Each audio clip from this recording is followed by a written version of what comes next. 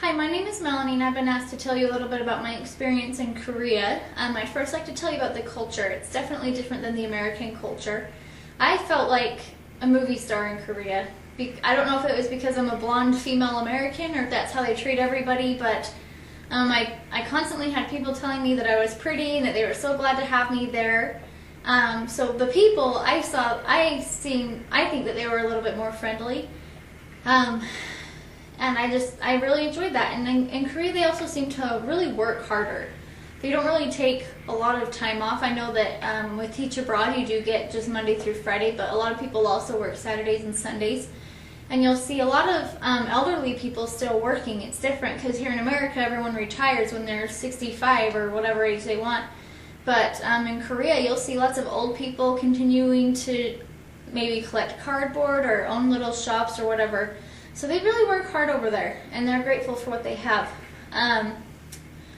The cities and towns, I love Seoul. It is one of my favorite places in the world. I've never been lucky enough to get to New York City, but I imagine that Seoul is the closest thing to it. It is constantly busy. There are so many people, so many things going on. At nighttime, there are lights everywhere. The streets are just packed with fun people. And on the weekends, they're just fun, and there's fun shopping centers. It's really a fun place, and there's always a lot going on and so much to learn from cities like Seoul. And then once you go farther south, down to the southern parts of South Korea, it's not city at all. It's all rice fields and farms. And it is so beautiful. It's just green everywhere you go. It's so pretty, so relaxed, so calm. And the people are a little bit more humble down there too, I think, and it's just absolutely beautiful. I love both places, and I'm glad that I got to go to them. The apartments are different. They're definitely smaller than the apartments that I think that are here in America. It's usually just like one big square room with a little bedroom on the side and then the bathroom. The bathroom is the funny part because there isn't like a separate shower or bathtub. It's just one big room of tile with the sink in the mirror, then the toilet, and then there's a little shower head on the wall. And you just shower and everything in the bathroom gets wet because there's no curtain or anything. And so then throughout the rest of the day, the bathroom is still wet, and so you always have to wear like these sandals in and out of the bathroom just so your socks and feet don't get wet. I just found that kind of interesting. Then there's like a little drain on the floor that all the water empties out into. But they're livable, they're fine. They're just smaller than what I think we see here. The transportation is, it's just, I mean, I live in Utah, so we don't have a whole lot of bus systems or subways or anything here, but in Korea there's a subway. I mean, there are so many stops. It's a little complex, but I think if you take the time to learn it, it didn't take me very long to understand the subway system. There's different colors and different routes and things like that, and you can just take that anywhere. And there are also taxis and buses everywhere. And in Seoul, the streets are absolutely packed. I mean, sometimes you might think the driver might kill you, but I've never been killed. And I've been in a lot of taxis.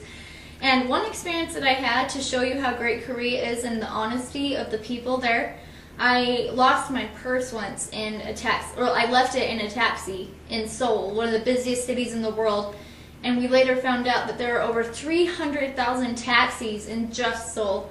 And long story short, I found the purse, my cell phone was in the purse, and we got a hold of my cell phone, and so the taxi driver answered the phone, and he still had my purse. Everything was in it. My wallet, my passport, my cell phone, my money, everything was still in my purse. People just don't do horrible things there. It's such a great place. The people have integrity and honesty.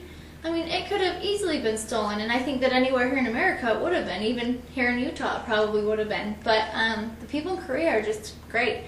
So the transportation is great, and it's not very expensive either. The food is definitely an adjustment.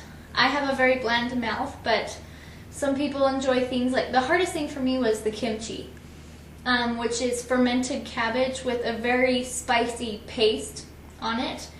And Koreans love that. They can't go without it. They have it at every meal, and they also have rice. So they don't consider a meal complete until they have had their kimchi and rice. But I really didn't have a problem with any of the meats. They eat good meat, and the one funny thing is that when you go to a restaurant and they serve meat, they usually just have one specialty meat, and if it's beef or chicken or turkey, there will be a picture of that animal outside in the restaurant and on the inside, so you can look at what you're eating. It's kind of funny. But I don't think you'll have a problem with food. You just have to kind of try everything and figure out what it is that you like. One thing that I found uncomfortable in Korea was that they don't use dryers. And I like my clothes soft, you know, so they're not crunchy and that they fit to me well. But they don't use them, and I'm not really sure why, because I know they have the technology for them, but they just wash their clothes in a washer and then hang them to dry.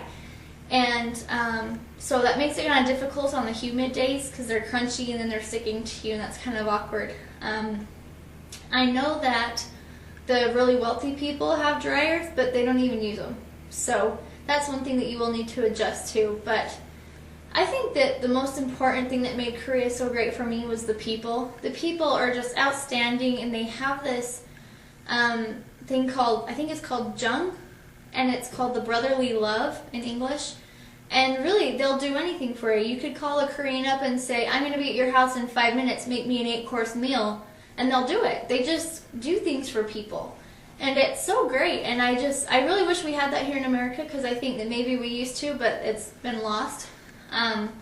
But the people are just great, and they're so friendly, and from an American standpoint, they are just so eager to learn too. And especially the children, because they know that that is what they need to be successful. So that's what by far my favorite thing about Korea is the people.